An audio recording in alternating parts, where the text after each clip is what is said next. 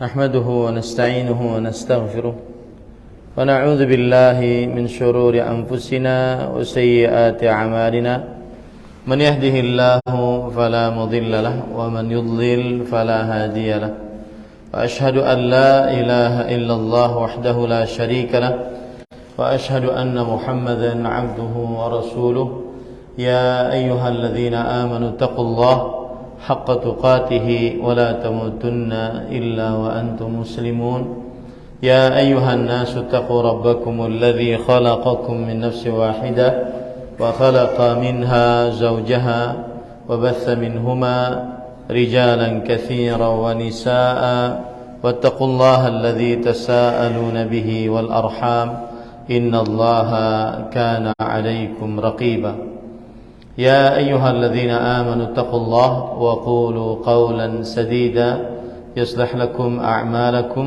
ويغفر لكم ذنوبكم ومن يطع الله ورسوله فقد فاز فوزا عظيما أما بعد فإن أصدق الحديث كتاب الله وأحسن الهدي هدي محمد صلى الله عليه وعلى آله وسلم وشر الأمور محدثاتها وكل محدثة بدعة وكل بدعة ضلالة وكل ضلالة في النار.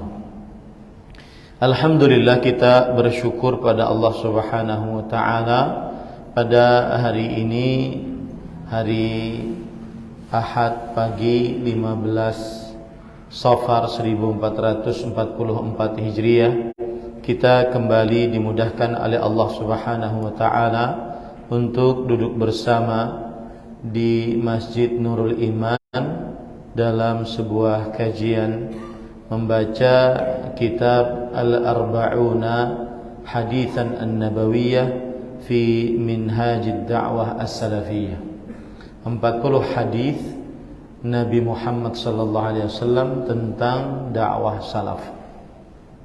Salawat dan salam semoga selalu Allah berikan kepada Nabi kita Muhammad sallallahu alaihi wa ala alihi wasallam, pada keluarga beliau, para sahabat serta orang-orang yang mengikuti beliau sampai hari kiamat kelak.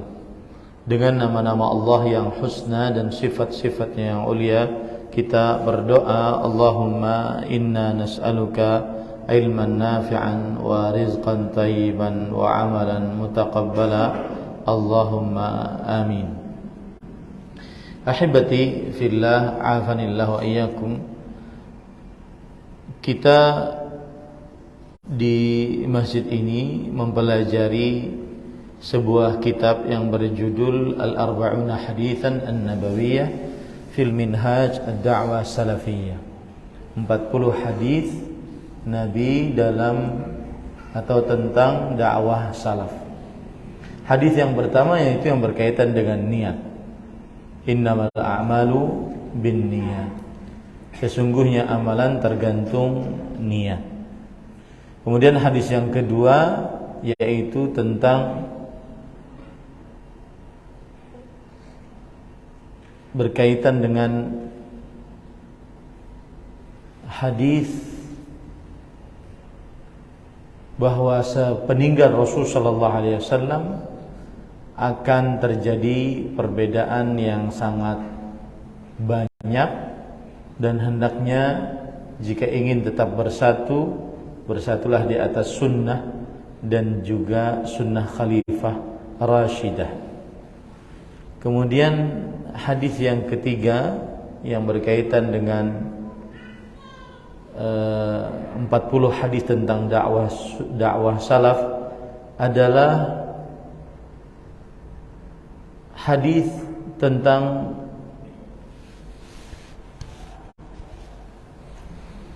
bahwa umat Islam dahulunya di dalam keburukan, kemudian setelah itu datang kebaikan Islam yang dibawa oleh Nabi Muhammad sallallahu alaihi wasallam. Lalu setelah itu datang lagi keburukan sepeninggal Rasul sallallahu alaihi wasallam. Lalu setelah itu datang lagi kebaikan, akan tetapi tidak jelas sejelas yang ada di zaman Rasulullah sallallahu alaihi wasallam. Lalu setelah itu ada para pendakwah yang berdakwah di depan pintu neraka Jahannam. Ini hadis yang keempat. Kemudian hadis yang kelima adalah bahwa umat Islam akan terpecah belah menjadi 73 golongan. Satu yang selamat di dalam neraka, di dalam surganya Allah Subhanahu wa taala. Mereka yang mengikuti Nabi dan para sahabat Nabi radhiyallahu anhu.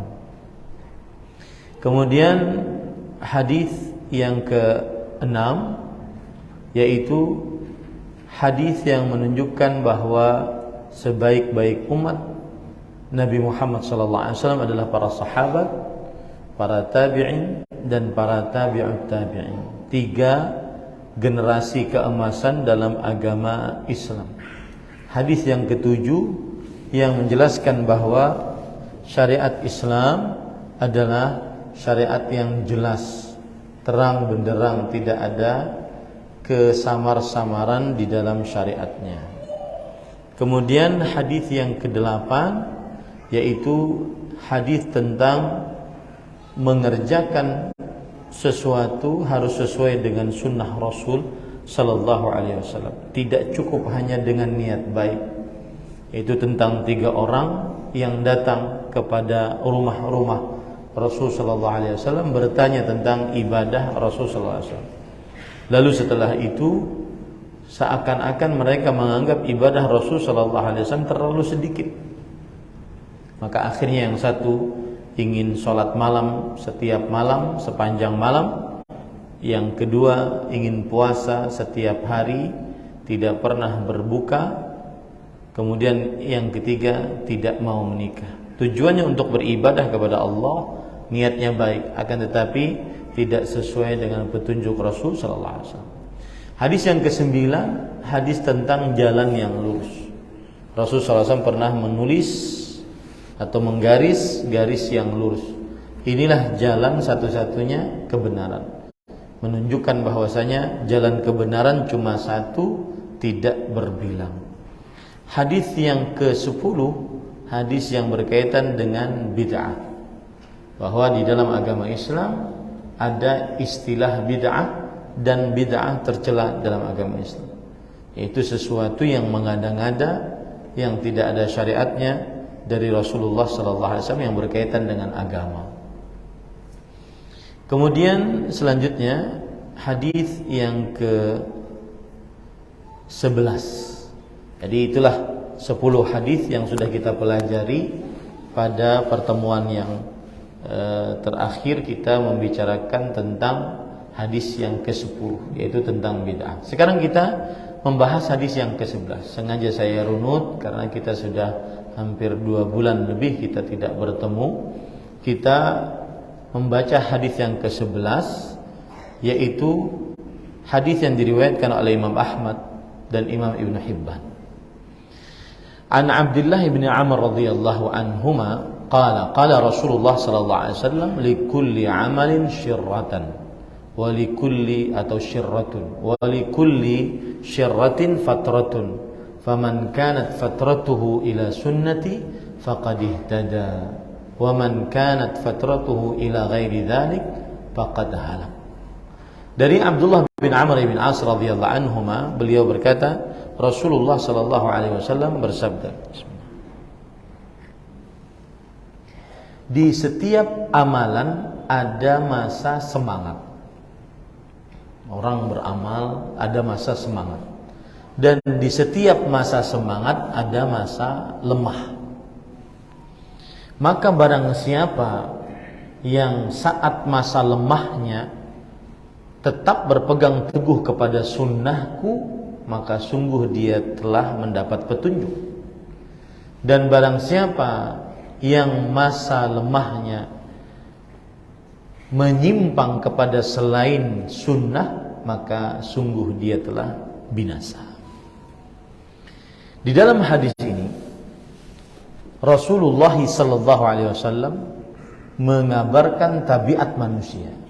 Kebiasaan manusia adalah memulai sesuatu semangat. Ya, baru berhijrah semangat. Semangat ingin datang ke majelis ilmu sana sini semangat. Ya. Semangat mengerjakan hal-hal yang disyariatkan. Dan setiap yang baru mendatangkan semangat. Ya, punya pesantren baru mendatangkan semangat, punya masjid baru mendatangkan semangat, punya istri baru mendatangkan semangat. Semangat. Tambah muda semangat. Ya. Bisa-bisa nambah lagi setelah ini. Semangat pokoknya. Nah, tetapi tabiatnya adalah lalu setelah itu datang masa fatrah. Fatrah itu adalah masa malas. Nah, siapa yang berusaha dalam malasnya itu tetap kepada sunnah, maka dia akan mendapat petunjuk. Meskipun kadang jungkir balik, kadang capek, kadang letih, kadang kalah dalam satu waktu, kadang menang dalam satu waktu. Tapi dia terus berusaha, maka dia akan mendapat petunjuk. Dan siapa yang saat lemahnya, saat malasnya datang, dia malah kepada maksiat atau kepada bid'ah atau kepada ketidaktaatan, maka pasti dia binasa. Yang jadi pembicaraan di sini adalah berdasarkan hadis ini kita ambil pelajaran bahwa salah satu yang bisa menolong seseorang agar terus istiqamah meskipun saat sudah mulai lemah, saat sudah mulai malas, adalah awalan yang baik. Awalan yang baik itu yang menolong dia istiqamah. Jika awalannya sudah buruk, maka susah untuk istiqamah. Jika niat di awalnya tidak ikhlas, susah untuk istiqamah. Jika niat perbuatannya di awalnya sudah tidak sesuai sunnah, susah untuk istiqamah. Ini para ikhwan yang dirahmati oleh Allah Subhanahu wa taala. Ada pepatah Arab mengatakan, man salahat bidayatu salahat nihayatuh. Siapa yang baik niat awalnya, maka akan baik akhirnya. Siapa yang baik niat awalnya, maka akan baik niat akhirnya. Kenapa? Karena niat di awal itu akan sangat memberi pengaruh pada akhir hidup seseorang.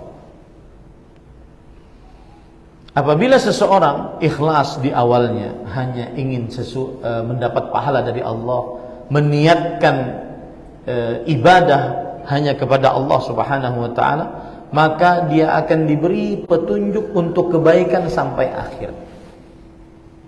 Apa dalilnya?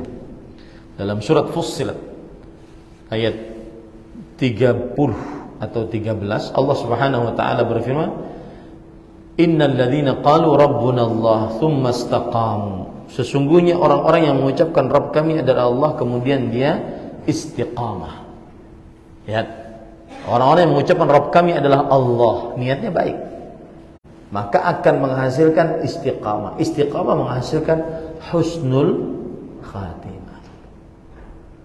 Surat Fussilat ayat 30. Begitu juga surat Al-Ahqaf ayat 13. Innal ladzina qalu rabbuna Allah tsumma istaqamu. Sesungguhnya orang-orang yang mengucapkan Rabb kami adalah Allah, kemudian mereka istiqamah. Dan bagi seorang muslim, pada ikhwan yang dirahmati oleh Allah Subhanahu wa taala, akhir hidup harus dia selalu ingat dan harus selalu dia khawatirkan. Bagaimana akhir hidup saya? Bukan sekarang. Kita sekarang mungkin mengenal dakwah, belajar tauhid, berusaha beramal sesuai dengan sunnah, tapi bagaimana akhir hidup? Kenapa? Karena kita tidak tahu akhir hidup kita bagaimana. Ada perkataan dari Al-Hafidh Ibn Rajab Al-Hambali, atau perkataan dari Imam Ibnul Jauzi, yang penting perkataan para ulama ini. Mereka mengatakan, inna qulubal abrar mu'allaqatun bil khawatim. Hati orang-orang yang saleh terpaut dengan akhir hidup. Bima yukhtamu lahum. Dengan apa akhir hidup dengan apa hidup ini diakhiri? Apakah dengan amal saleh? Apakah dengan amal taleh? Bayangkan, sekelas Abu Hurairah dan sebelumnya Abu Bakar As-Siddiq, Umar bin Khattab, Utsman bin Affan, ketika sakaratul maut menangis. Ketika ditanya, apa yang menyebabkan engkau menangis? Kemudian mereka menjawab, la nadri bima khutima lana. Kita tidak tahu dengan apa diakhiri hidup kita.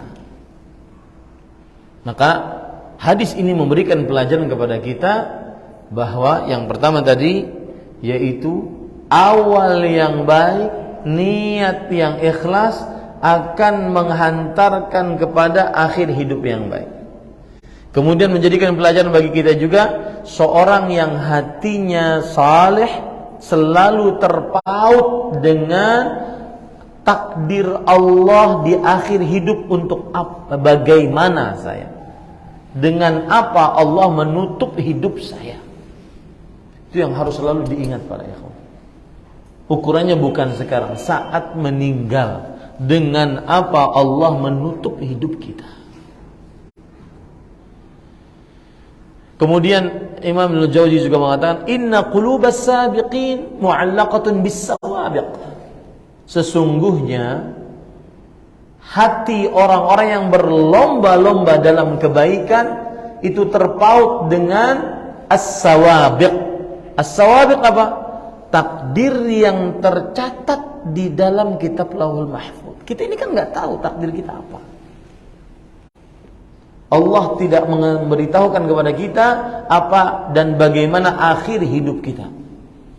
Maka pelajaran dari hadis ini salah satunya adalah memperhatikan selalu dengan apakah Allah menutup akhir hidup kita. Dan memperhatikan ini selalu meletakkannya dalam hati kita. Salah satu faedahnya adalah membuat kita selalu muraqabah, merasa selalu diawasi oleh Allah. Di zaman yang kita sangat mudah mengakses keburukan melalui handphone pintar kita. Di kamar saat sendirian, tidak ada orang yang melihat, maka dia sangat mudah mengakses hal-hal yang buruk. Salah satu kiat agar tidak mengakses hal-hal yang haram untuk dilihat, yang buruk untuk didengar, adalah dengan muraqabah, merasa selalu diawasi oleh Allah. Dan hal-hal yang menumbuhkan agar selalu merasa diawasi oleh Allah, memikirkan akhir hidup. Jangan-jangan pas lagi nonton yang haram mati. Mikirkan akhir hidup, dengan apa akhir hidup kita ditutup oleh Allah Subhanahu wa taala. Coba perhatikan hadis yang diriwayatkan oleh Imam Bukhari dan Muslim dari Sahal bin Sa'ad As-Sa'idi radhiyallahu anhu. Rasul sallallahu alaihi wasallam bersabda, "Inna rajula la ya'malu 'amala ahli al-jannah yabdu lin-nas wa huwa min ahli an-nar. Wa inna rajula la ya'malu 'amala ahli an-nar fima yabdu lin-nas wa huwa min ahli al-jannah." Artinya, ada seseorang yang sering mengamalkan amalan-amalan penghuni surga. Orang-orang melihat dia mengamalkan amalan-amalan penghuni surga, padahal dia penghuni neraka takdirnya. Dan ada seseorang yang terlihat oleh manusia mengamalkan amalan-amalan penghuni neraka, padahal dia takdirnya penghuni surga. Bagaimana ini bisa terjadi? Karena kita tidak tahu dengan apa Allah mengakhiri hidup kita. Nah, ini para ikhwan yang dirahmati oleh Allah Subhanahu wa taala. Maka sekali lagi saya katakan, mengikhlaskan niat saat beribadah hanya untuk Allah Subhanahu wa taala dan beribadah sesuai dengan sunnah adalah jalan selamat dari kebalasan. jalan selamat dari kelemahan.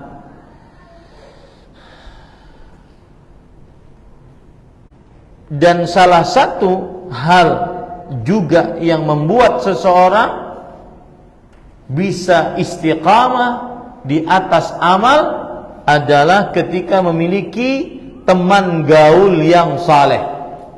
Nah, ini juga.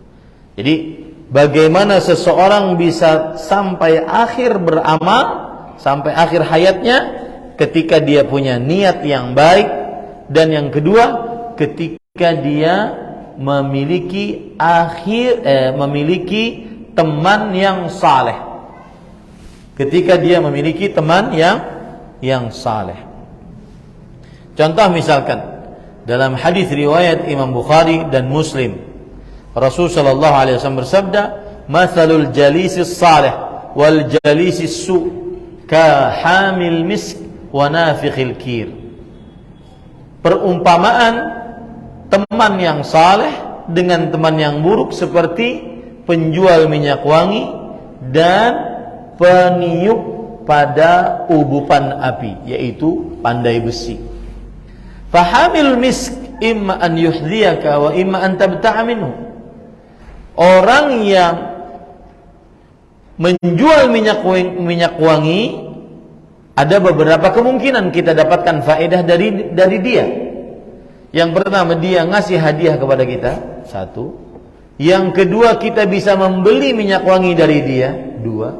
Wa imma an tajida minhu rihan thayyibah, atau minimal kita dapati dari dia bau wangi. Begitulah teman yang saleh. Kita bisa belajar dari dia, atau kita bisa mendapatkan pelajaran dari dia, ya, karena berteman mendapatkan pelajaran, atau kita bisa belajar dari dia, atau kita minimal melihat yang baik-baik dari teman kita yang baik ini. Ini membuat kita tetap istiqamah di atas amal. Setelah futur dan setelah lemah tetap istiqamah. Mengapa demikian? Karena seseorang mempunyai teman gaul yang saleh, yang fungsinya tiga. Pertama, kita dapat kebaikan dari dia, atau kita belajar kebaikan dari dia, atau minimal kita bisa melihat dari dia hanya kebaikan, jauh dari keburukan. Makanya para ikhwah, anak-anak, ini kan yang hadir banyak sudah orang-orang tua, meskipun yang hadir mungkin di sini juga ada anak-anak. Perhatikan anak-anak kita di rumah. Kata Ibnu Syaudzab rahimahullah, "Inna min ni'matillah 'ala syabi idza nasaka an yu'akhiya sahiba sunnah yahmiluhu 'alaiha." Sesungguhnya termasuk daripada nikmat Allah atas seorang pemuda adalah jika dia diberikan teman yang sesuai dengan sunnah, yang mengajaknya kepada sunnah Rasul sallallahu alaihi wasallam. Nah, jadi agar orang istiqamah, tidak mudah lemah, menyimpang, yang pertama niat yang saleh. Yang kedua adalah dia mengamalkan sesuai dengan sunnah Rasul. Yang ketiga, punya lingkungan yang saleh, punya teman-teman yang mengajak kepada kebaikan. Lihat lagi dalam hadis, dalam perkataan para ulama, di antaranya Yusuf bin Al-Asbaq. Beliau berkata, "Kana abi qadariyan." Bapakku adalah seorang dari pengikut Qadariyah yang menyatakan bahwa manusia mempunyai kekuasaan tersendiri tanpa ada andil kuasa Allah sama manusia tersebut. Ini namanya Qadariyah. Bapakku seorang Qadariyah. Wa akhwali rawafid. Saudara-saudara bapakku orang Rafidah. Orang Rafidah adalah orang Syiah yang menolak kepemimpinan Abu Bakar dan Umar. Maka disebut dengan Rafidah karena menolak dalam bahasa Arab Rafadha. Rafidah, orang-orang yang menolak kepemimpinan Ali, kepemimpinan Abu Bakar As-Siddiq radhiyallahu anhu dan juga Umar bin Khattab radhiyallahu anhu. Fa anqadhani Allahu bi Sufyan. Tetapi Allah menyelamatkan aku dengan temanku yang bernama Sufyan bin Sa'id bin Masruq Ats-Tsauri rahimahullah. Ahli hadis. Lihat, di sini pentingnya mencari teman gaul yang memang mengajak kepada kebaikan sehingga kita terus istiqamah meskipun kadang turun iman.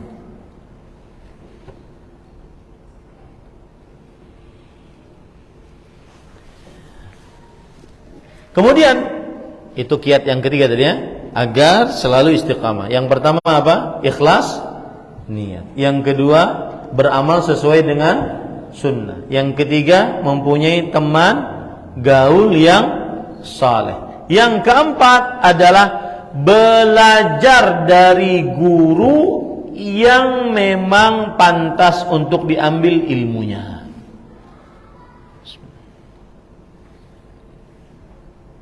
Bukan dari guru yang disebut oleh Rasul sallallahu alaihi wasallam al-asaghir. Al-asaghir adalah ahlul bid'ah, kata Abdullah bin Mubarak rahimahullah. Bukan belajar dari ahli bid'ah. Apalagi kita ini di zaman media sosial sangat mudah mengakses informasi yang dibagikan. Maka akhirnya tidak terverifikasi lagi dengan siapa kita menimba ilmu agama. Pokoknya yang ada menarik menurut pemikiran kita di YouTube, ambil. Siapapun ustadznya. Benarkah akidahnya? Benarkah tauhidnya? Benarkah manhajnya? Bukan urusan. Yang penting perkataannya adalah perkataan yang baik. Ini tidak benar. Ya.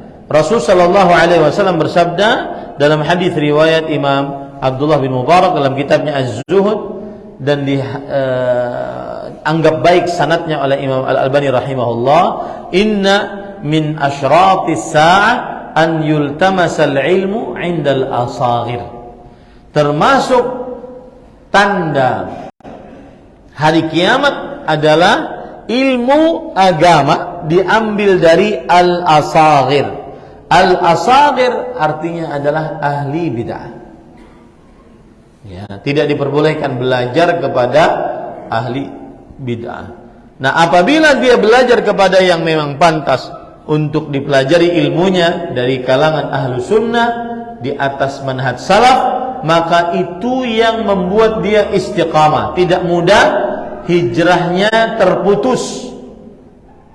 Tidak mudah hijrahnya terputus. Yang membuat dia istiqamah, guru yang baik, guru yang benar, yang di atas kebenaran. Lihat perkataan dari Amr ibn Qais al-Mullai al-Kufi, disebutkan di dalam kitab Al-Ibanah. Idza ra'aita asy-syaba fi awwalihi ma ahli al-bid'ah fa'as minhu, fa inna asy-syaba ala awwali nasha'atihi. Jika engkau melihat pemuda di awalnya sudah bergaul dengan ahli bid'ah, maka susah diharapkan. Akan tetapi jika pemuda di awalnya sudah bergaul dengan orang-orang ahlu sunnah, maka ini yang sangat diharapkan. Kenapa? Karena masa muda adalah ukuran untuk masa tua. Ini para ikhwan yang dirahmati oleh Allah Subhanahu wa ta'ala. Makanya perhatikan perkataan yang menarik dari Sa'id bin Jubair. Sa'id bin Jubair seorang tabi'i. Beliau mengatakan, la an yashaba bni fasiqan syatiran sunniyan ahabbu ilayya min an yashaba 'abidan mubtadi'an. Sungguh anakku bergaul dengan orang ahli fasik, ahli kemaksiatan. Syatiran artinya penjamret. Tapi ahlu sunnah, sunnian, lebih aku sukai dibandingkan ia bergaul dengan ahli ibadah tetapi berbuat apa? Bid'ah. Tetapi berbuat bid'ah. Nah, ini hati-hati para ikhwan yang dirahmati oleh Allah Subhanahu wa taala. Perhatikan perkataan Syekhul Islam Ibnu Taimiyah rahimahullah. Inna ahlal bid'ah syarrun min ahlil ma'asi. Ahli bid'ah yang mengada-ngada dalam agama ini lebih buruk dibandingkan ahli maksiat yang mengikuti syahwat dan hawa nafsunya. Berdasarkan al-hadis Rasul sallallahu alaihi wasallam dan ijma'. Id ahlul ma'asi dzunubuhum fi'lu ba'd ma nuhu anhu min sariqah aw zina aw syurbi khamr aw akli malin bil batil wa ahlul bid'ah dzunubuhum tarku ma umira bihi min ittiba'is sunnah wa jama'atil mu'minin. Kenapa demikian? Bid'ah lebih dahsyat keburukannya dibandingkan maksiat. Karena pelaku bid'ah dengan perbuatan bid'ahnya, pelaku maksiat dengan perbuatan maksiatnya, dia melanggar apa yang dilarang. Seperti mencuri, berzina, minum khamar, makan harta dengan kebatilan. Oke, itu maksiat. Tetapi ahlu bid'ah dengan kemaksiatannya meninggalkan apa yang diperintahkan oleh Allah dari mengikuti Al-Quran dan sunnah Nabi Muhammad SAW serta kesatuan kaum muslimin. Maka inilah hadis yang ke-11 yang di dalamnya kita pelajari sebuah metode beragama, yaitu setiap amalan masa awalnya semangat, kemudian di masa semangat ada masa lemah.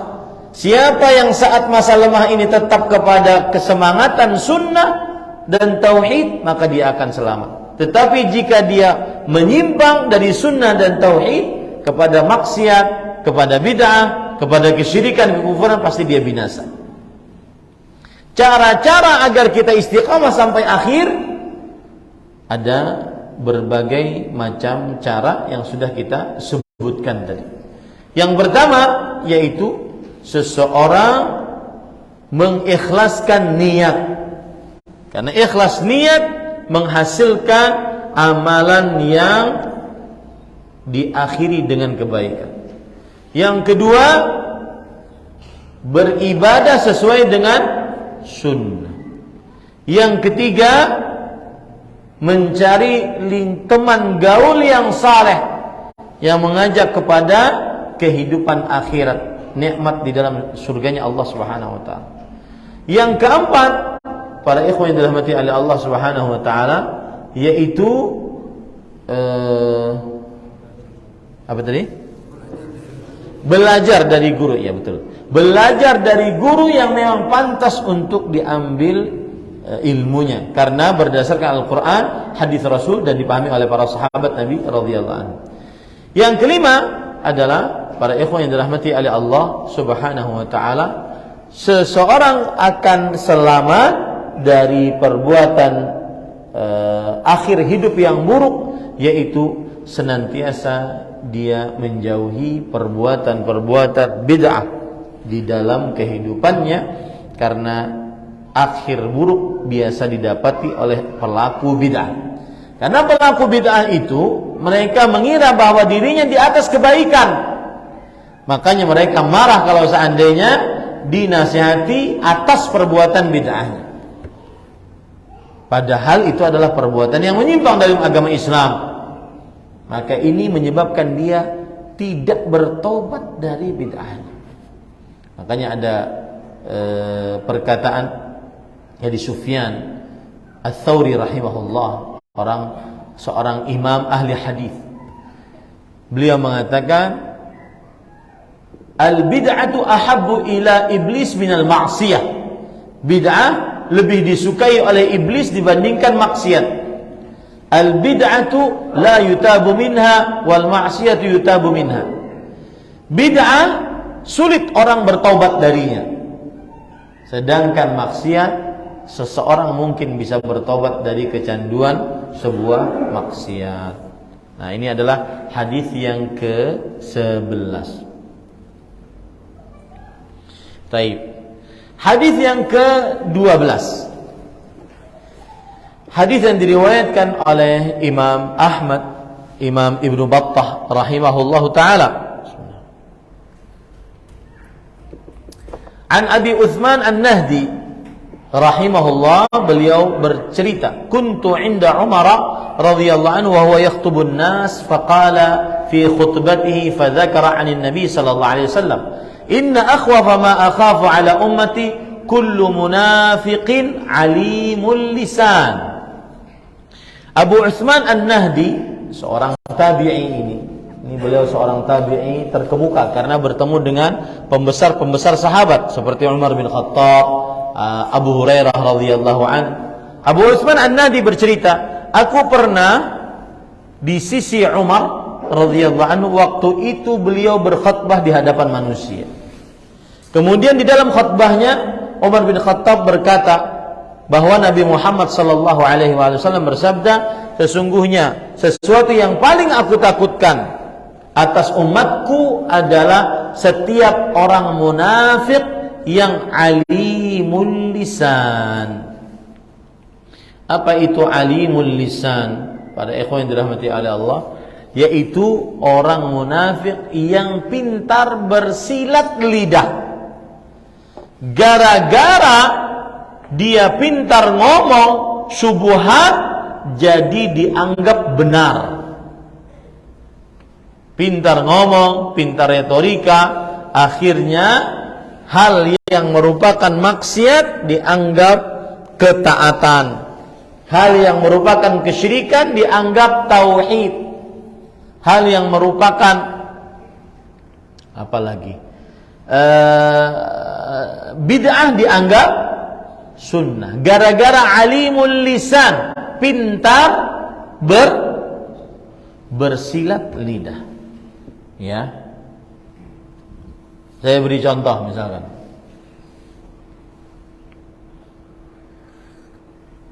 Ada orang mengatakan, itu orang-orang yang suka menyalahkan orang, mengkafirkan orang, mereka itu aneh. Mengapa aneh? Di zaman Rasulullah sallallahu alaihi wasallam, ini lihat ya, bagaimana pembalikan lisannya. Di zaman Rasul sallallahu alaihi wasallam, Rasul sallallahu alaihi wasallam pernah sangat marah kepada Zaid bin Thabit, kalau tidak salah, sahabat Rasul sallallahu alaihi wasallam, ketika beliau membunuh seorang yang sudah terpojok dari musuh Allah, tapi kemudian mengucapkan apa? La ilaha illallah. La ilaha illallah. Aturannya tidak boleh dibunuh.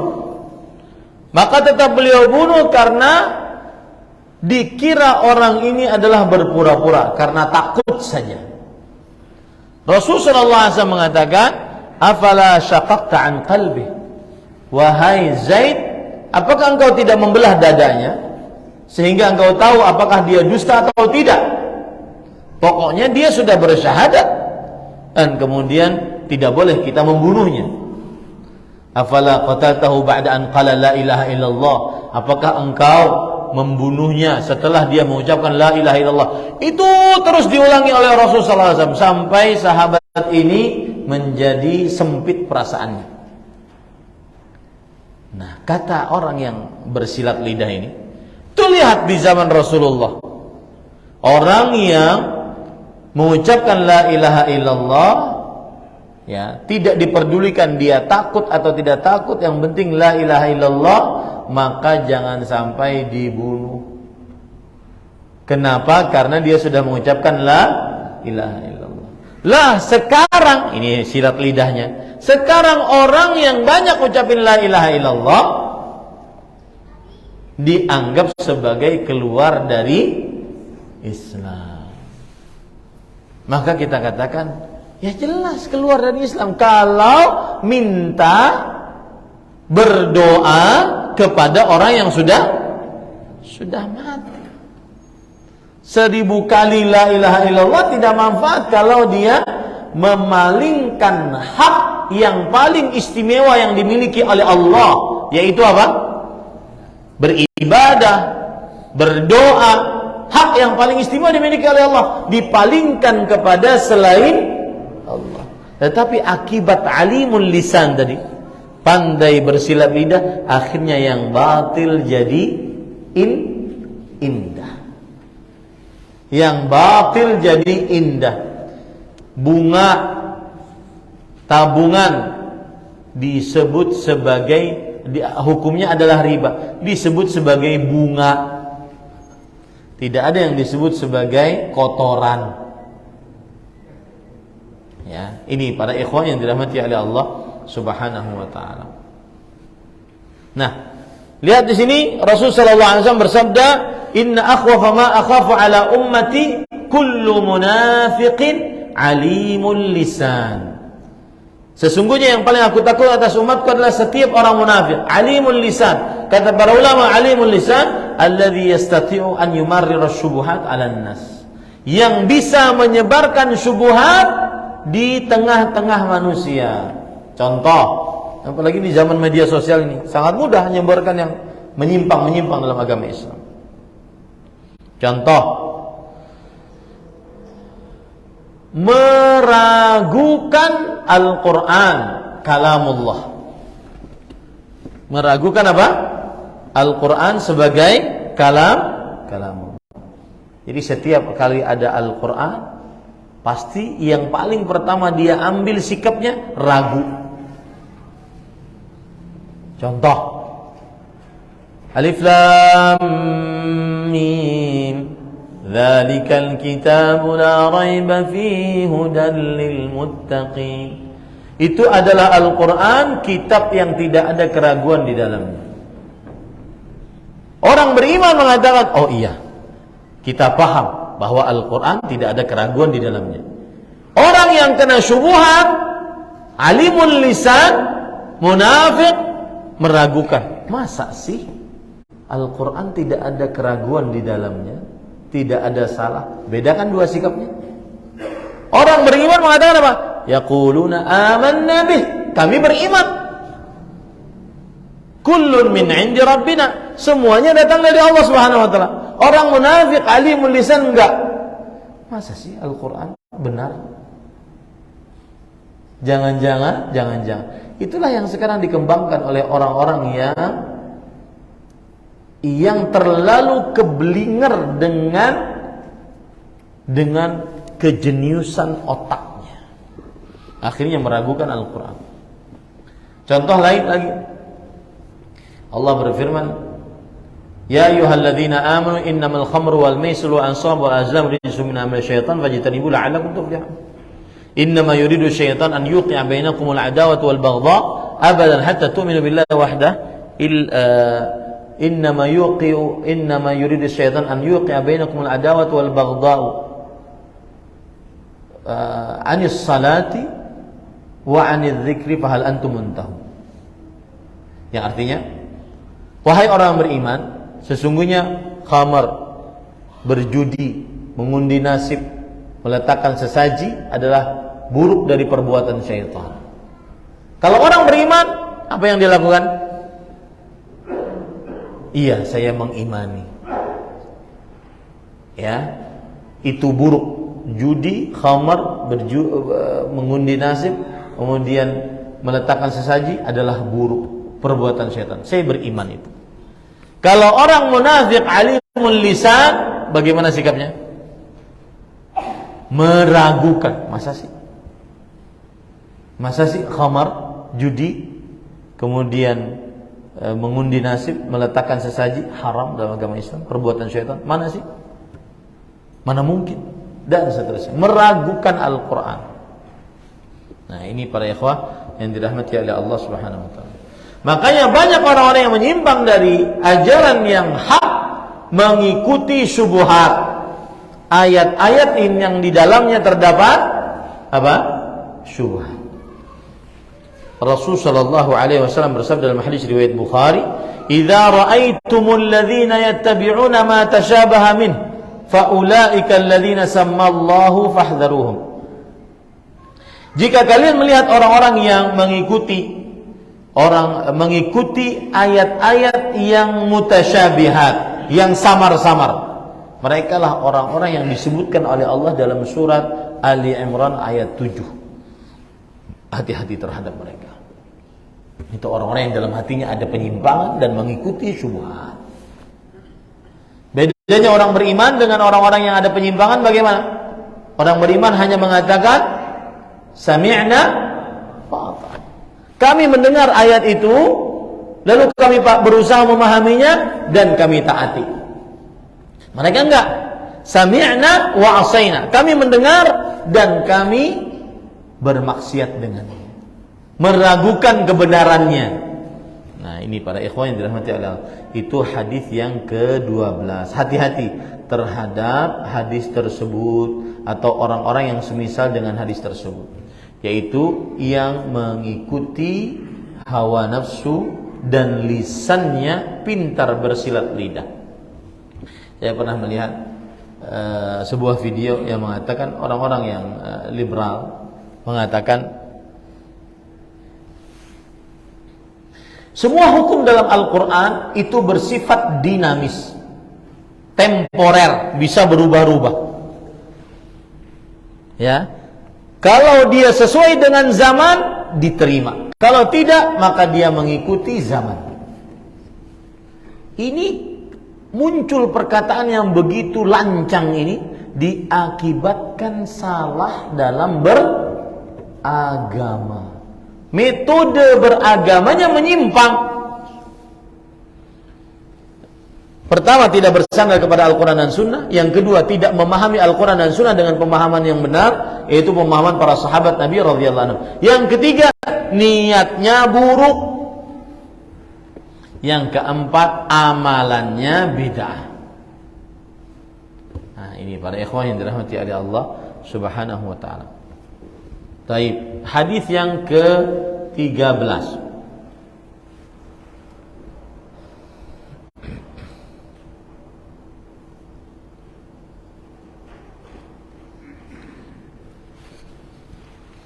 Hadis yang diriwayatkan oleh Imam Bukhari dan Muslim, Imam Tirmidzi dan yang lainnya. An Abdullah bin Amr radhiyallahu anhuma qala sami'tu Rasulullah. Saya ulangi. An Abdullah bin Amr bin As radhiyallahu anhuma qala sami'tu Rasulullah sallallahu alaihi wasallam yaqul inna Allah la yaqbidul ilma intiza'an yantazi'uhu minan nas walakin yaqbidul ilma biqabdil ulama hatta idza lam yubqi 'aliman ittakhadha an-nas ru'usan juhala fasu'ilu fa'aftau bighairi 'ilm fadallu wa adallu. Wa fi riwayah fayabqa nasun juhalun yastaftun wa fayuftun bi ra'yihim fayudhilluna wa yadhillun. Artinya, sesungguhnya Allah tidak mencabut ilmu tiba-tiba dari manusia. Ya, yang hafal Al-Quran dicabut dihilangkan oleh Allah hafalannya, tidak. Yang hafal hadis dihilangkan oleh Allah tiba-tiba, tidak. Tetapi bagaimana mencabut ilmunya? Akan tetapi mencabut ilmu dengan dicabutnya nyawa para ulama. Para ulama yang benar-benar alim. Sehingga jika tidak tersisa seseorang alim pun, orang-orang menjadikan orang-orang bodoh sebagai pemimpin, tokoh. Lalu mereka ditanya, lalu mereka menjawab tanpa ilmu, lalu mereka sesat dan menyesatkan. Di dalam riwayat yang lain, maka tersisalah manusia yang bodoh-bodoh. Lalu mereka ditanya tentang fatwa ilmu agama. Lalu mereka menjawab dengan akal mereka sendiri, pendapat mereka sendiri, bukan berdasar dari Al-Quran dan Sunnah. Akhirnya mereka menyesatkan dan mereka sendiri sesat. Apa pelajaran yang kita bisa ambil dari hadis ini, para ikhwan yang dirahmati oleh Allah Subhanahu wa taala? Rasulullah SAW mengabarkan bahwa sebab keburukan dan penyimpangan di tengah umat Islam adalah orang-orang yang tidak ahli agama memposisikan dirinya sebagai ahli agama.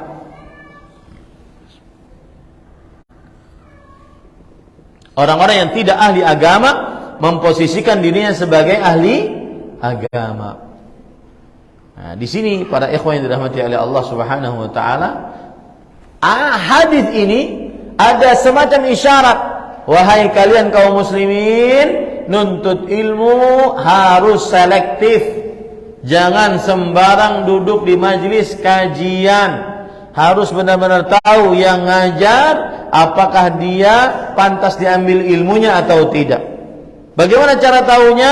Lihat, dia belajar ilmu agama dengan siapa? Lihat gurunya. Yang kedua, lihat teman-teman gaulnya. Yang ketiga, lihat apa yang dia ajarkan. Al-Quran dan hadis yang sahihkah atau cuma cerita dongeng-dongeng. Yang keempat, lihat apakah mengajari untuk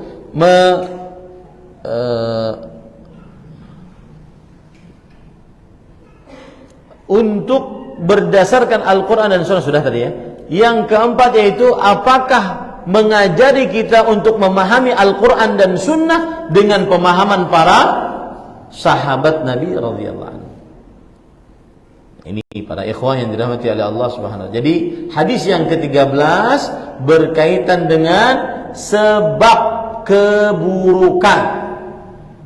Penyebab terbesarnya adalah manusia mengambil orang-orang yang tidak berilmu agama sebagai tokoh agama, sebagai ahli agama.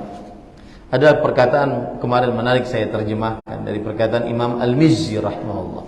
Lau sakata man la ya'lam lastaraha wa araha. Kalau seandainya ada orang berilmu, saya ulangi. Kalau seandainya orang yang tidak berilmu itu diam, maka niscaya dia akan selamat dan menyelamatkan orang lain. Kalau seandainya orang yang tidak berilmu itu diam, terutama kita nih, dikit-dikit bikin status, dikit-dikit bikin status di WhatsApp, status di Instagram, Facebook, dan seterusnya.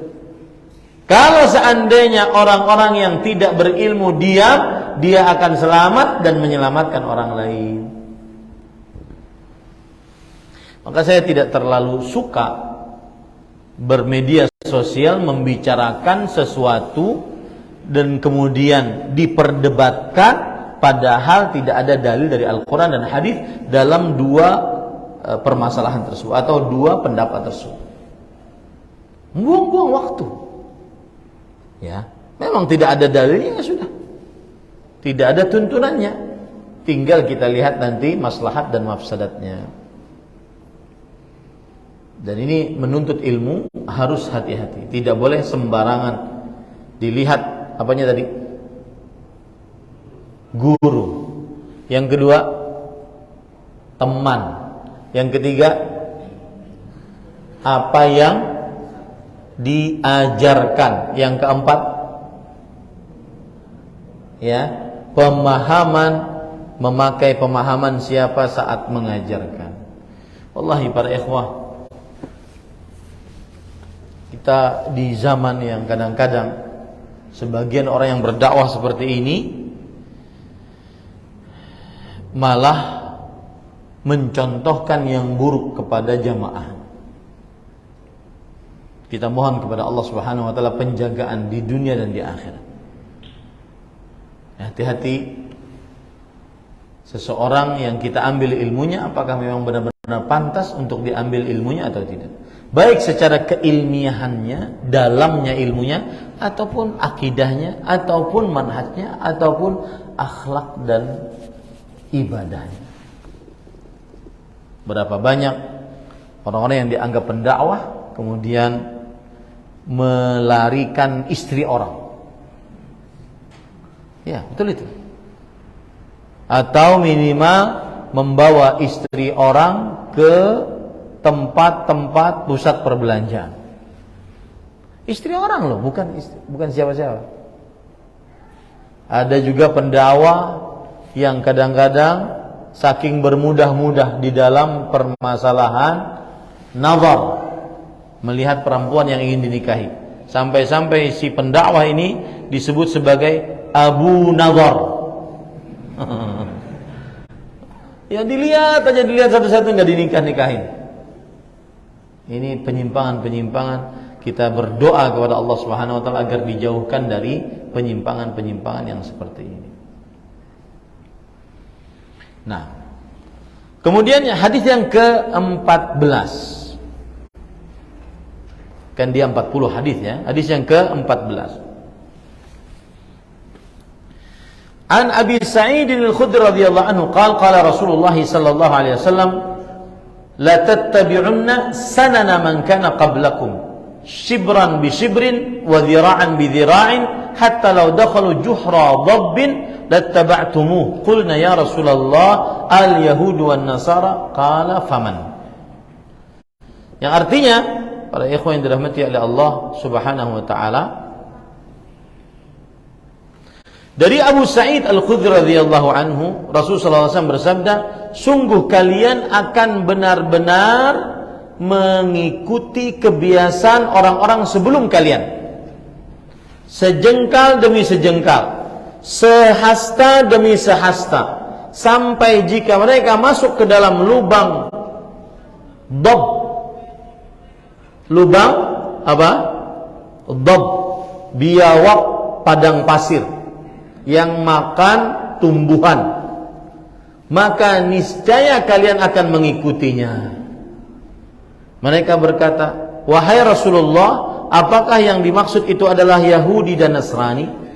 Maka Rasulullah SAW mengatakan, kalau bukan mereka, siapa lagi?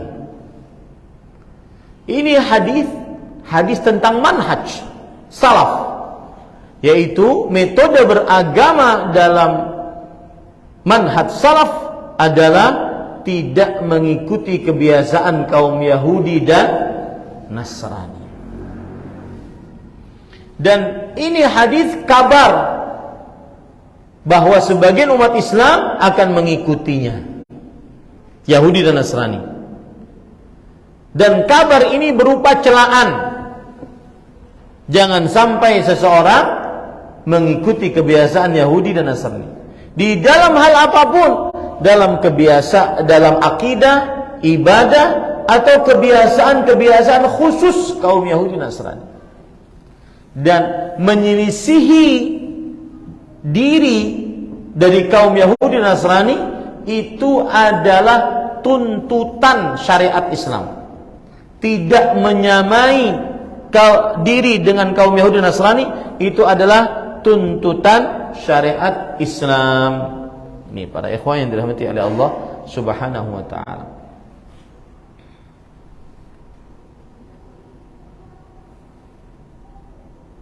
Dan berapa banyak orang-orang menyimpang dalam agama gara-gara mengikuti kaum Yahudi dan Nasrani. Rasulullah sallallahu alaihi wasallam, beliau sampai-sampai perkara-perkara yang sangat remeh, tapi itu kalau merupakan kebiasaan Yahudi atau Nasrani, beliau selisih. Sampai-sampai kaum Yahudi berang akan hal ini, marah. Wallahi la yuridu minna hadzal rajul illa mukhalafatana. Demi Allah, orang ini menunjuk kepada Rasul sallallahu alaihi wasallam tidak menginginkan dari kita kecuali menyelisihi kita. Kata Rasul sallallahu alaihi wasallam, innal yahud la yasbiqun fakhalifuhum. Kaum Yahudi itu tidak mengecat rambutnya yang beruban, maka catlah, selisih mereka.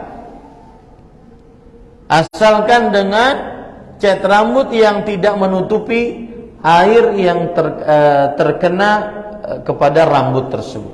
Catlah. Sehingga menyelisihi kaum Yahudi. Innal yahud la yusalluna fi ni'alihim fasallu fi ni'alikum.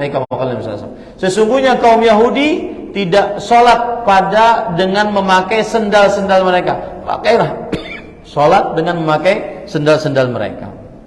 Apa sendal-sendal? Maksudnya adalah apabila kita berkesempatan sholat dan dapat menggunakan sendal di sebuah tempat atau sepatu, pakailah. Karena kaum Yahudi tidak menggunakan sendal atau sepatu saat sholat. Hadis yang ke berapa?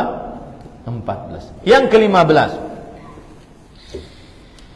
An Ibn Abbas radhiyallahu anhuma qala li Rasulullah sallallahu alaihi wasallam ghadata ala Aqabah wa huwa ala rahilatihi hati alqutli falaqattu lahu hasayatin hunna hasal khadh falamma wada'tuhunna fi yadihi qala bi amsali haula wa iyyakum wal ghuluwa fid din fa inna ma ahlaka man kana qablakum al ghuluw fid din. Yang artinya, para ikhwan yang dirahmati oleh Allah Subhanahu wa taala, ketika Nabi Muhammad sallallahu alaihi wa ala alihi wasallam berhaji, kemudian beliau mau melempar jumrah Aqabah.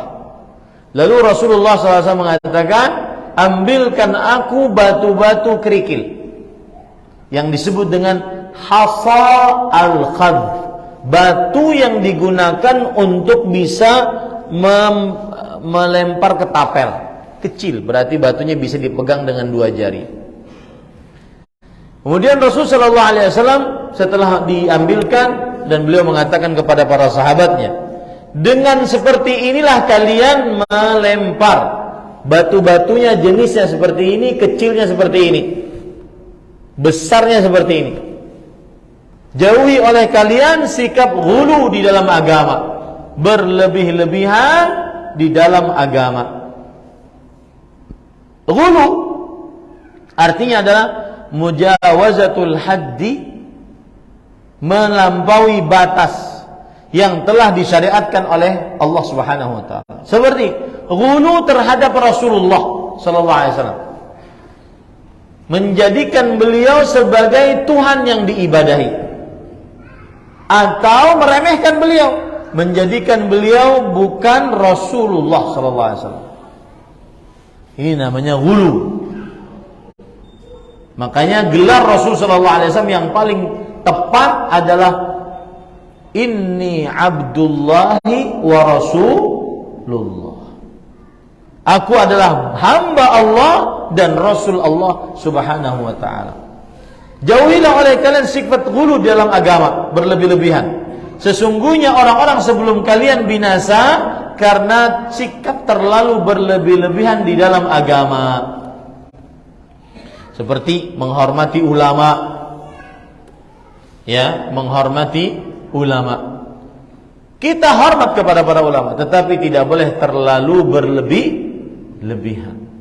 Sampai mengatakan ulama tersebut wali Allah yang terlepas dari kesalahan, maksum. Ini keliru.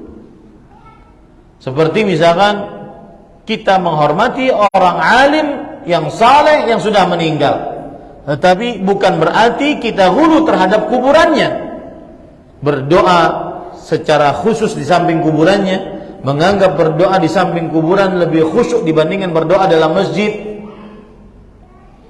Kemudian meletakkan air di samping kuburannya untuk ngalap berkah dari air tersebut, menganggap bahwasanya bekas-bekas orang saleh tersebut seperti bekas-bekas Rasulullah SAW, terlalu berlebih-lebihan. Ada kadang-kadang aneh, ya, rambut, katanya rambut Rasulullah SAW, rambutnya panjang sekali, kayak rambut perempuan. Ya, ini tidak benar pada ikhwan. Kemudian surban Rasulullah. Kenapa itu hal yang seperti itu yang dikenalkan kepada kaum muslimin?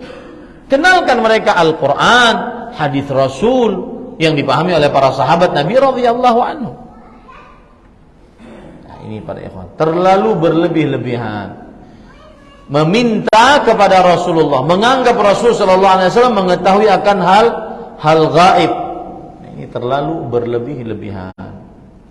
Dan masih banyak sikap-sikap terlalu berlebih-lebihan di dalam agama. Di antaranya juga berlebih-lebihan di dalam bertoharah, bersuci. Sudah kencing, kemudian beristinja, dibasuh, sudah bersih, pas keluar satu langkah, oh kayaknya ada keluar lagi, masuk lagi.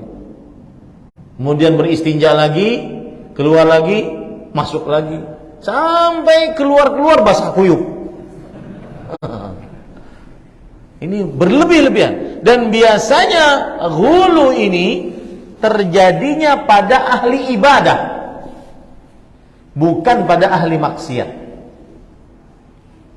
Pada ahli ibadah, bukan pada ahli maksiat. Saya pernah sholat di samping orang terlalu berlebih-lebihan di dalam bacaan. Di waktu itu kita tasyahud, mau selesai nih. Kan at-tahiyyatu shalawatu thayyibatu lillah, seperti itu. Atau at-tahiyyatu lillah, as-salawatu thayyibat, assalamualaikum. Ada beberapa bacaan yang sahih. Kita baca at-tahiyyat, kemudian baca tasyahud, baca salawat, baca doa. Imam juga begitu. Sedangkan ini sholat yang di samping saya,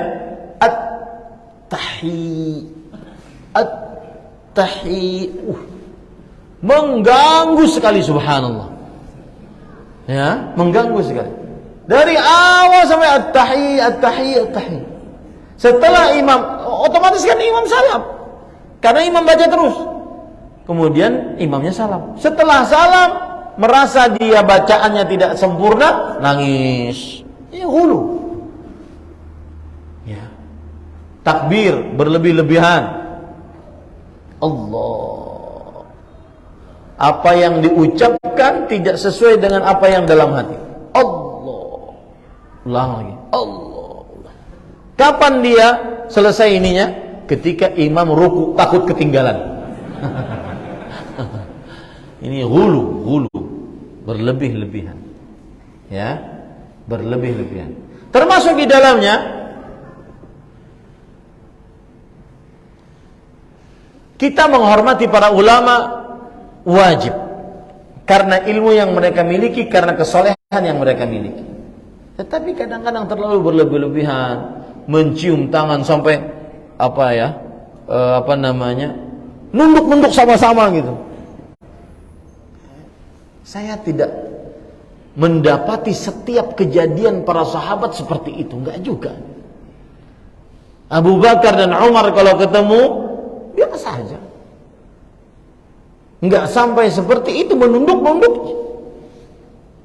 Dan itu dianggap sebagai sebuah adab yang paling tinggi. Begitulah akhlak yang paling mulia. Padahal ada akhlak yang paling mulia, yaitu bertauhid kepada Allah Subhanahu wa taala, tidak mensyirikkan Allah Subhanahu wa taala. Itu adab dan akhlak paling mulia. Nah, ini para ikhwah, hati-hati dengan ghulu yang ada di tengah kaum muslimin. Cukup kiranya, sudah 1 jam kita berbicara. Jika ada yang ingin ditanyakan, ini hadis yang ke-16 kita sudah bicarakan, dan masih banyak lagi beberapa hadis, di antaranya tentang takalluf. Takalluf itu berlebih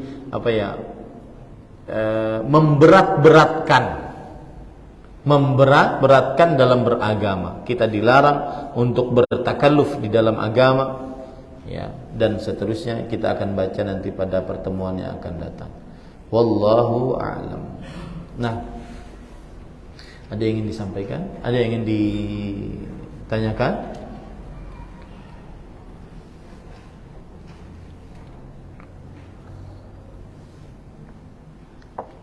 Jika tidak ada, saya lanjut nih.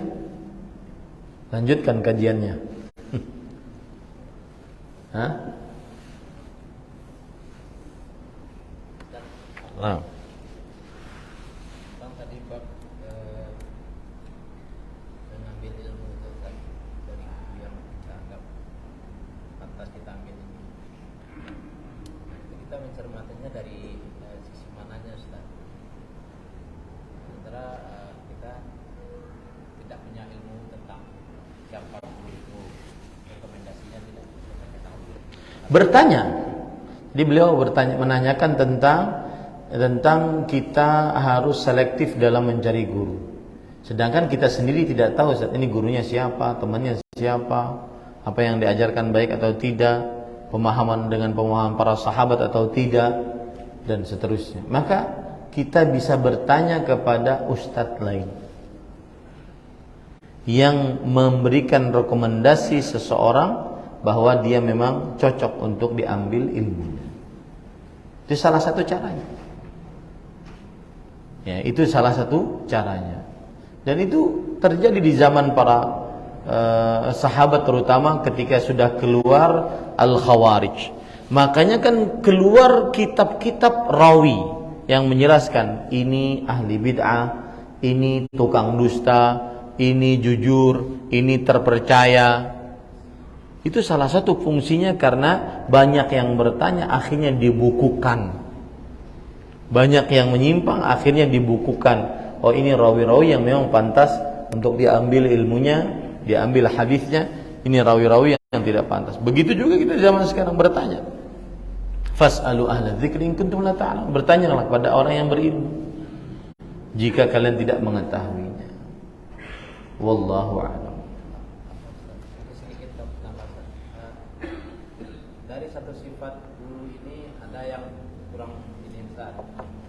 Terus ada guru yang mengatakan dengan ambil ilmu kesimpulan. Terus kesimpulan ini sudah merubah tabiatnya Ustaz. Tapi secara ilmu dia sikoh Ustaz, secara ilmu mungkin ada di sisi pergaulan yang kurang padan gitu ya Ustaz. Tapi di sisi ilmu dia alhamdulillah sikoh. Nah, gimana kita menyikapi? Bagus pertanyaan.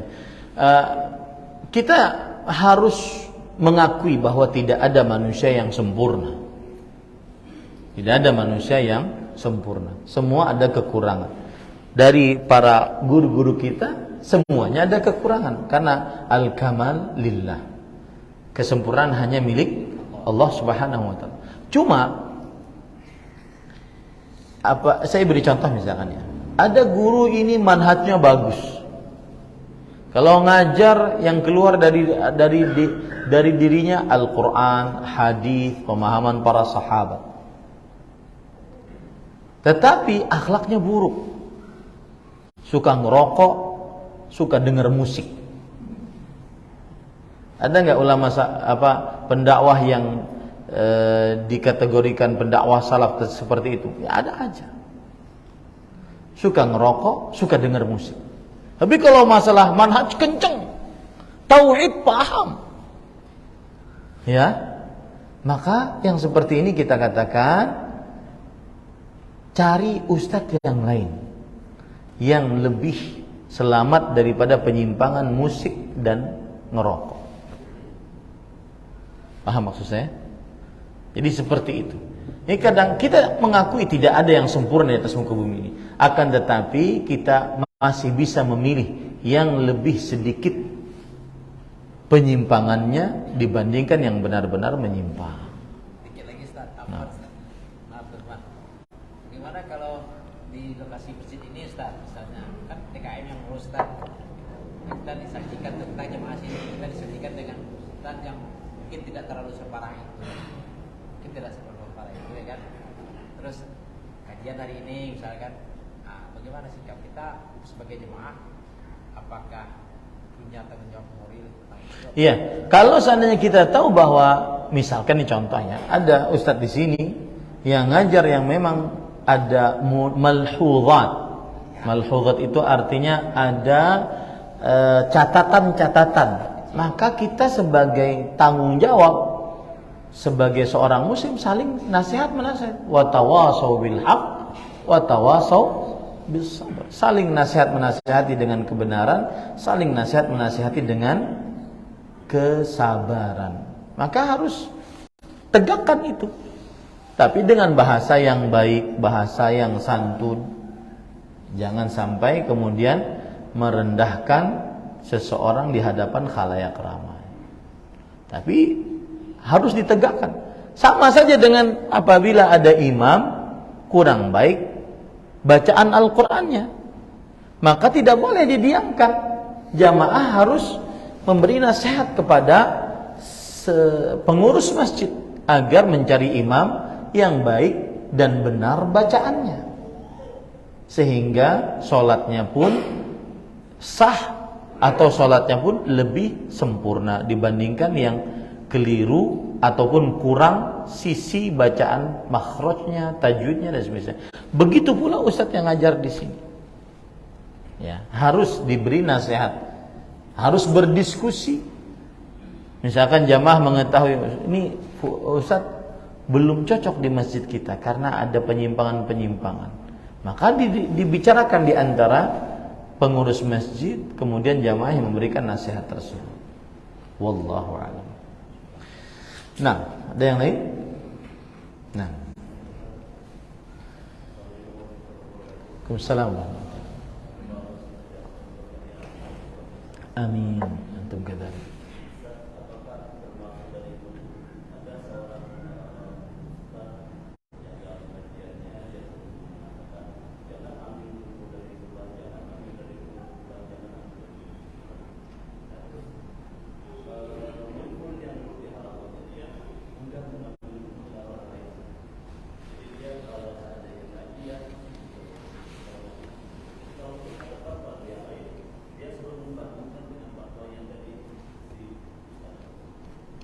Bismillah, walhamdulillah, wassalatu wassalamu ala rasulillah wa ala alihi wa ashabihi wa man walah, amma ba'd.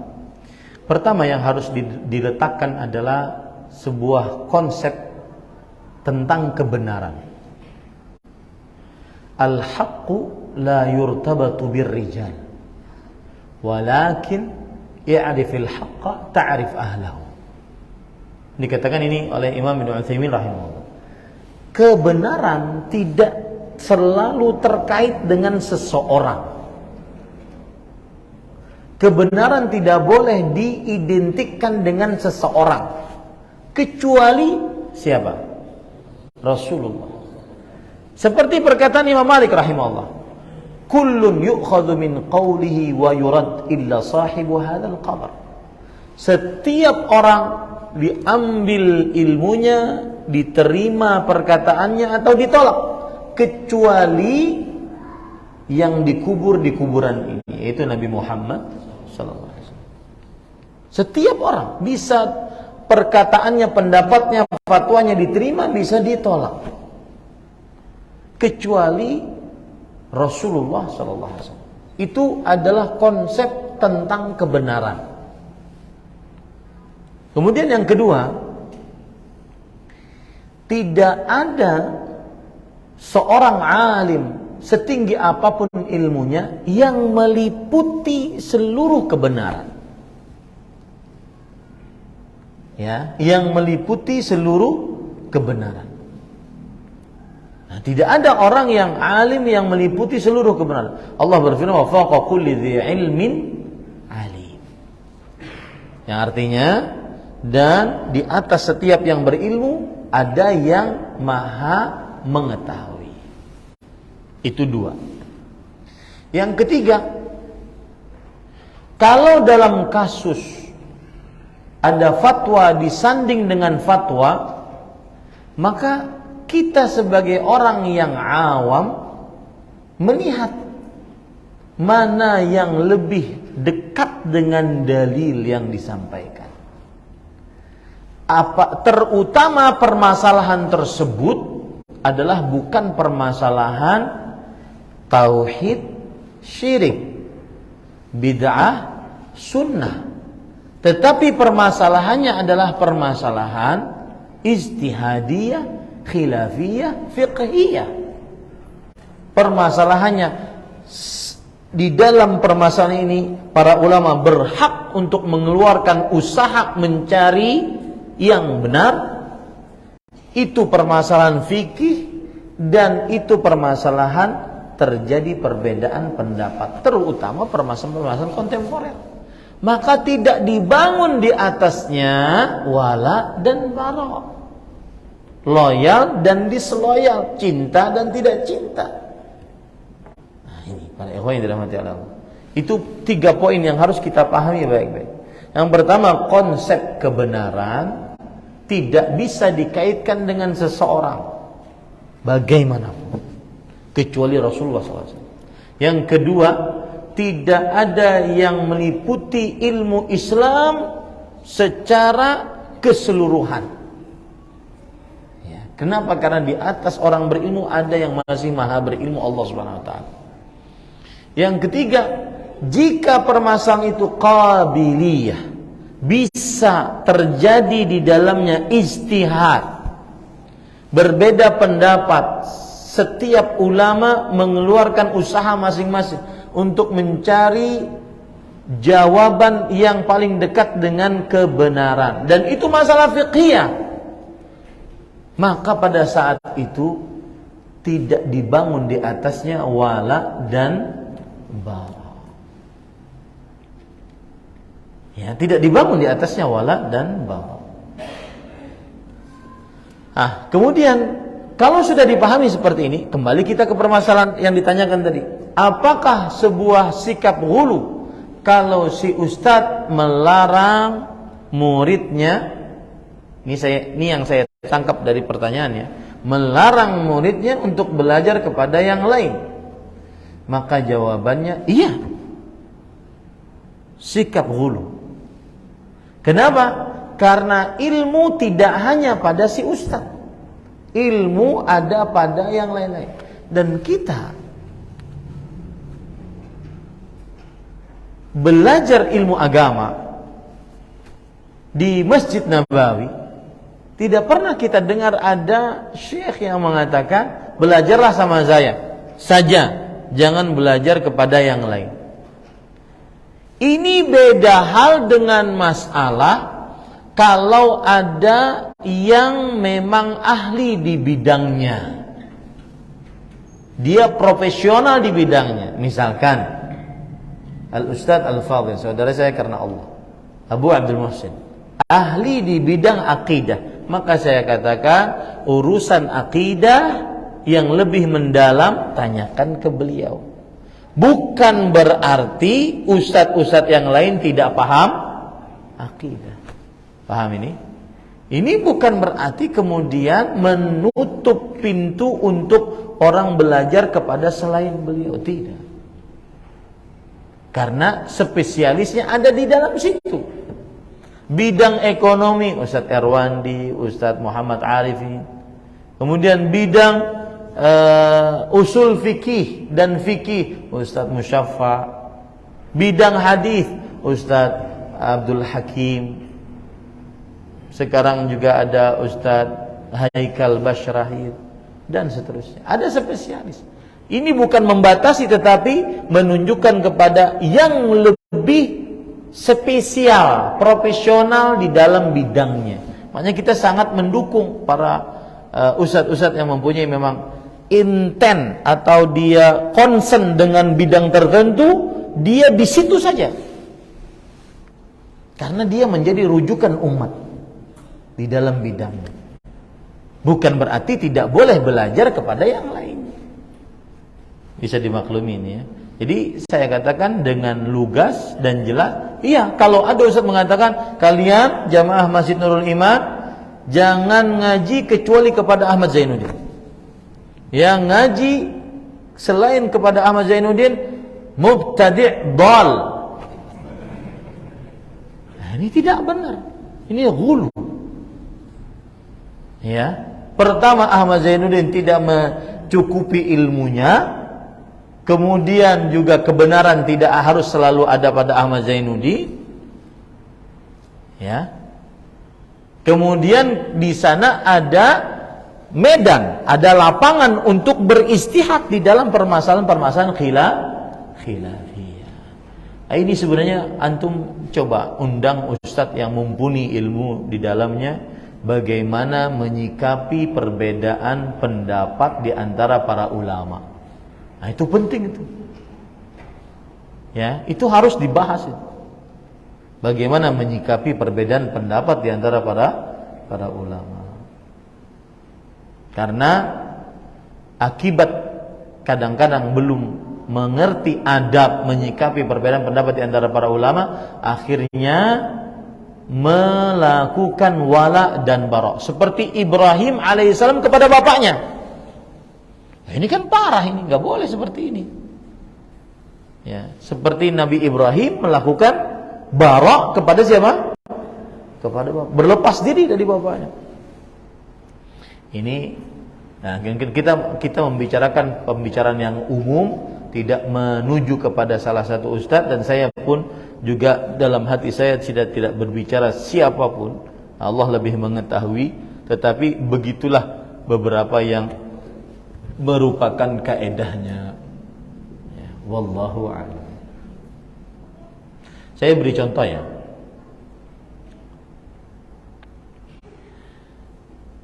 Imam Al-Albani rahimahullah ketika mau meninggal, setelah engkau meninggal, kepada siapa kami bertanya tentang hadis Rasul? Kemudian ditunjuklah ada yang bermimpi kepada Al-Syekh Al-Allamah Al-Muhaddits Abdul Muhsin bin Hamad Al-Abbad, guru besar hadis di Masjid Nabawi. Saya pernah duduk di majlis beliau 4 tahun setengah, baca kitab Sunan Abi Dawud dan Sunan Tirmidzi. Lalu, apakah selain beliau tidak boleh kita mengambil ilmu hadis darinya? Tidak. Kenapa? Karena beliau punya spesialisnya, memang di bidangnya. Bagaimana enggak mensyarah 6 kitab rujukan dalam hadis. Sahih Bukhari, Sahih Muslim, Sunan Abi Dawud, Sunan Tirmidzi, Sunan Nasai, Ibnu Majah. Ya, 6 hadis. Beliau syarah selama hidup beliau. Ya, kita kan baru kelas 40 hadis arba'in doang. Itu juga bolong-bolong. Tanya lagi enggak tahu. Nah, maka pada saat itu, ya, wajar kalau ditunjuk karena punya spesialis. Tetapi bukan berarti kita tidak boleh belajar kepada selain Syekh Abdul Muhsin. Paham? Nah, begitu. Jadi saya nasihatkan, mungkin ini terutama para penuntut ilmu harus belajar adab menuntut ilmu. Ada permasalahan-permasalahan yang memang ranahnya ijtihad. Ranahnya apa? Ijtihad. Yang fikhiyah, masalah fikih yang tidak dibangun di atasnya wala, rasa cinta, bara, rasa benci. Permasalahan fikih dari mulai dahulu para ulama berbeda pendapat sesuai dengan sudut pandang masing-masing. Bisa dimaklumi ini para ikhwan. Wallahu a'lam. Nah, dan kita dapat berita, Ustaz, adabnya gimana? Apakah kita dapat berita ke teman kita kabarin, apa kita tabayun ke atas lagi, atau ke samping? Tergantung beritanya apa. Apa dulu beritanya? Tentang ilmu tadi, Ustaz, tentang ilmu tadi, tentang Ustaz tadi. Misalnya dapat kabar dari Pak Hen, terus saya kabari lagi ke teman, apa saya tanya ke Pak Hen atau tanya ke atasan itu? Begini, kalau seandainya yang dibicarakan adalah tentang seorang ustadz, maka lebih baik dia menanyakan kepada ustadz yang bersangkutan. Ustadz, ente ngerokok, Ustadz? Nah, nanya kepada ustadznya langsung gitu ya. Ustadz, ente dengar musik, Ustadz? Tanya pada ustadz. Ya, seperti itu. Ada lagi fenomena. Ada seorang ustadz misalkan, panutan kita, kemudian mentahdzir seorang yang dikenal berdakwah. Ya. Bahkan ustadznya benar-benar serius dalam mentahdzirnya. Maka ustadz yang kita kenal ini dan dia sudah punya umur di dalam dakwah, kita harus berhusnudzan. Ini bukan karena hawa nafsu. Pasti ada sesuatu. Dan fi'lan, saya pernah itu ketemu ustaz, saya ngobrol dari jam 4 sore sampai jam 8 malam di rumah beliau. Saya tanyakan, ustaz, ini ustaz yang antum tahdzir, antum tahu hakikatnya? Bukan hanya sekedar tahu, saya sudah panggil orangnya berkali-kali. Ya kan? Sudah panggil orangnya berkali-kali, misalkan seperti itu. Tapi karena tidak menurut, maka akhirnya kita keluarkan tahdzir untuk menyelamatkan dakwah, untuk menyelamatkan umat Islam. Nah, dilihat yang mentahdir. Dan tidak semua orang boleh nahdir. Ya. Seperti misalkan saya mentahdir orang, siapa saya? Malah tambah ditahdir. Tapi ketika ada seorang yang alim, yang sudah lama dalam dakwah, menentukan si fulan tidak boleh diambil ilmunya, maka pada saat itu pasti ada sesuatu. Pasti ada, bukan hawa nafsu. Kalau belum yakin, tanyakan kepada yang mentahdir. Apa sebabnya? Paham ya? Dan hati seorang penuntut ilmu tidak boleh diisi dengan hal-hal yang seperti ini. Karena bisa mengeraskan hati. Lebih baik dia fokus dalam menimba ilmu agama. Ya. Jangan sering bisik-bisik tetangga. Ya. Jangan sering bisik. Sibukkan dengan ilmu agama. Sibukkan dengan ilmu agama. Kalau seandainya ada kita nih jamaah melihat penyimpangan, saya ngelihat Ustaz, dia ngerokok di mall, maka sampaikan kepada Ustaz yang mungkin berhak untuk menasihatinya. Jangan jadi paparazi, ya, kemudian disebar, kemudian jangan. Ya, mungkin saudara kembarnya datang. Saudara kamarnya si Ustadz datang. Ya. Jadi intinya jangan menyibukkan diri dengan hal-hal yang bukan ilmu yang mendatangkan amal. Karena itu akan membuat keras hati. Tapi tadi ada beberapa kaidah yang saya sebutkan tadi, itu memang harus menjadikan dipelajari dalam kapasitas kita sebagai penuntut ilmu agama. Ini yang bisa saya sampaikan. Dan pembicaraan tadi sekali lagi saya katakan dia umum, tidak menuju kepada salah seorang hati pun, kepada seorang ustadz pun, dan Allah lebih mengetahui hati saya berbicara tentang siapa atau siapa. Insyaallah itu semuanya umum, hanya meletakkan beberapa kaidah di dalam menimba ilmu agama. Dan kita yang sudah mungkin bagi jamaah Masjid Nurul Iman yang sudah lama duduk di majelis ilmu, perlu untuk membahas tentang adab menimba ilmu agama. Ya, karena agar kita benar-benar beradab saat menimba ilmu agama, beradab terhadap diri sendiri, beradab terhadap buku yang kita pegang, beradab kepada ustadz yang kita belajar ilmu darinya, dan seterusnya. Ini yang bisa saya sampaikan. Semoga yang disampaikan bermanfaat. Kita cukupkan dengan kafaratul majlis. Subhanakallah bihamdik, asyhadu an la ilaha illa anta astaghfiruka wa atubu ilaik. Wa sallallahu nabiyana Muhammad walhamdulillahi rabbil alamin. Wassalamualaikum warahmatullahi wabarakatuh.